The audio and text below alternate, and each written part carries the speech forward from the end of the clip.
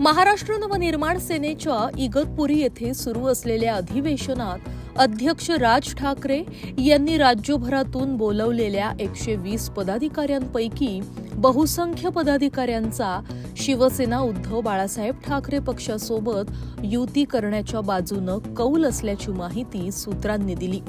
पदाधिकाऱ्यांसोबत झालेल्या प्रश्नोत्तराच्या तासात अनेकांनी शिवसेना ठाकरे गटासोबत युती करावी असं मत मांडलं।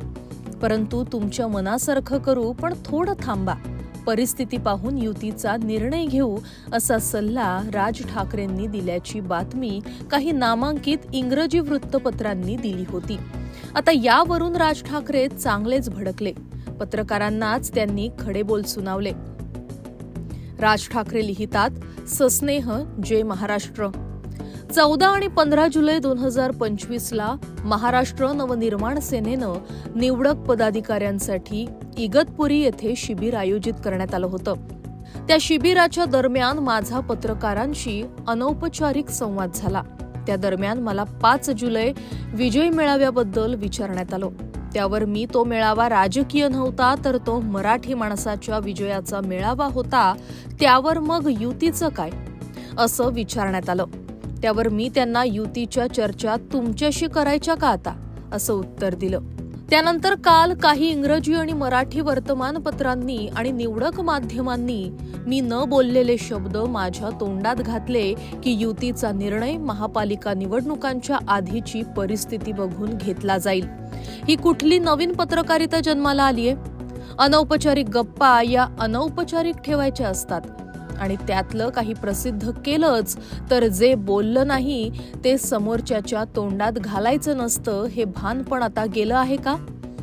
कुणाच्या तरी आहारी जाऊन किंवा सांगण्यावरून पत्रकारिता करायची हा एक नवीन पायंडा काही मोजक्या पत्रकारांनी पाडलाय, हे आमच्या लक्षात येत नाही असं समजू नका। तुम्हाला काहीतरी रोज बातम्या हव्यात किंवा कुणाला तरी काही बातम्या हव्यात म्हणून आम्ही सतत काही बोलत राहावं का? आणि आज काही नाही मिळालं तर तयार करा बातम्या। हा कोणता प्रकार आहे पत्रकारितेचा? आश्चर्य या गोष्टीचं वाटतं की टाइम्स ऑफ इंडिया सारख्या वर्तमानपत्रानं देखील शहनिशा न करता अशी बातमी टाकावी। सोशल मीडियावर ज्या प्रकारचा धिंगाणा चालू आहे तो प्रकार पत्रकारितेत येऊ नये हीच अपेक्षा। नशिबानं आजही असे अनेक प्रामाणिक संपादक आणि पत्रकार आहेत ज्यांना मी काय म्हणतोय ते कळत असेल। पत्रकारितेचा आणि माझा प्रत्यक्ष संबंध हा 1984 पासून आहे आणि आमच्या घरातच साप्ताहिक, वर्तमानपत्र, नियतकालिक जन्माला आली आहेत। माझाही व्यंगचित्रकार म्हणून मार्मिक, लोकप्रभा, आवाज, लोकसत्ता ते सामना असा प्रवास झालाय।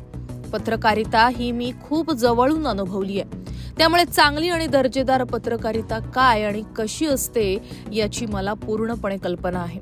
त्यामुळे काही मोजक्या पत्रकारांना आणि त्यांच्या संपादकांना माझी विनंती आहे की असले प्रकार करू नका। मला कोणतंही राजकीय विधान करायचं असेल तर मी अधिकृत पत्रकार परिषद घेईल असं राज ठाकरे म्हणाले। Bureau report, Maharashtra news 24।